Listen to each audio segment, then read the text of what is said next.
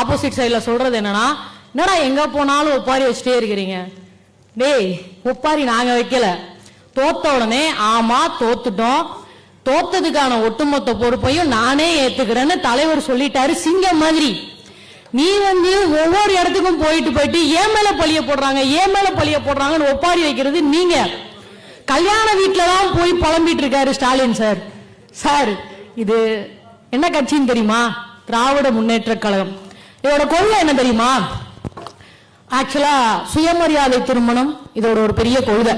அதாவது புரோகிதர் இல்லாத திருமணம். அந்த புரோகிதர் இல்லாத திருமணத்துல இணையர்கள் 2 பேரும் மாத்திக்கிறதுக்கு மாலை தேவையில்லை.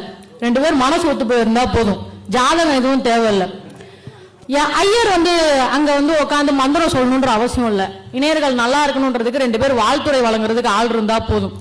அதனால திராவிட முன்னேற்ற கழகத்தோட கொள்கை என்னன்னு தெரியாம அதை எதிர்க்கிறீங்க. சரி, அதோட செயல்பாடுகள் என்னன்னே தெரியாம எதிர்த்துட்டு இருக்கீங்களா? கல்யாண வீட்டுக்கெல்லாம் போய் புலம்பிட்டு இருக்காருன்னு. கல்யாண வீடுகள்ல அரசியல் பேசுறது தான் திராவிட முன்னேற்ற கழகத்தோட செயல்பாடுகளே. தொடர்ந்து அவங்க அதுதான் பண்ணிட்டு இருக்காங்க. எந்த ஒரு கல்யாண வீடுகளுக்கு போனாலும் அன்னைக்கு நேரத்துல என்ன அரசியல் சூழ்நிலை போய்கிட்டு இருக்கோ அதை பேசுவாங்க. இதை உங்களுக்கு ஆலோர்ஜுனா சார் சொல்லி கொடுக்கலையா?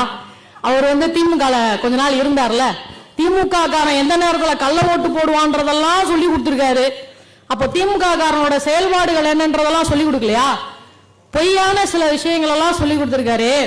அப்ப இந்த மாதிரியான சில விஷயங்கள் எல்லாம் திமுக காரன் ஃபாலோ பண்ணிட்டு இருக்கான். எந்தெந்த இடங்களெல்லாம் மக்கள் கூடுவாங்களோ அங்கெங்கெல்லாம் அரசியல் பேசிக்கிட்டு இருப்பான் திமுக காரன் அப்படின்றதெல்லாம் உங்களுக்கு சொல்லி கொடுக்கலையா? அது தெரியாமலே நீங்க எதிர்த்துட்டு இருக்கீங்களா? திமுக காரங்க எல்லாருமே சேர்ந்து நம்ம தலைவரை விமர்சனம் பண்ணிட்டு இருக்காங்க. நாங்களாம் கோட்டு சூட்டு போடக்கூடாதா அப்படின்னு சொல்லி ஒப்பாரி வைக்கிறது நாங்கள்ல நீங்க. ஏன்னா கோட்டு சூட்டு போட்டு நடிக்கிறதா உங்க பொழப்பு. நீங்க கோட்டு சூட் போட்டு அப்படியே மாஸ் பிஜிஎம்மோட வர்றத பார்க்கும்போது யாரும் கோட்டு சூட்டு போட்டு நீங்க நடிக்க கூடாதுன்னு யாரும் சொல்லல. டைரக்டரா இருக்கிற உங்க அப்பாவுக்கு பிள்ளையா பிறந்த நீங்க கோட்டு சூட்டு போடுறது பெரிய விஷயம் கிடையாது. அடுத்த வேலை சாப்பாட்டுக்கு என்ன பண்ண போறோமோ அப்படின்னு தெரியாம இருந்த ஒரு தமிழ்நாட்டு மக்களோட நிறைய பேருக்கு அவங்களோட பிள்ளையா பிறந்த எத்தனையோ பேரு அரசு அதிகாரிகளை ஆக்கி பார்த்ததுதான் திராவிட முன்னேற்ற கழகம்.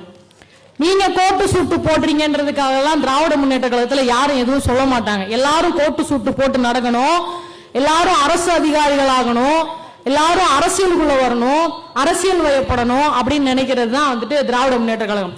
நீங்க நான் கவர்ச்சியில ஜெயிச்சேன்னு சொல்லி சொல்றாங்க, நான் என்ன அப்படின்னு சொல்லி திரும்புறீங்களா?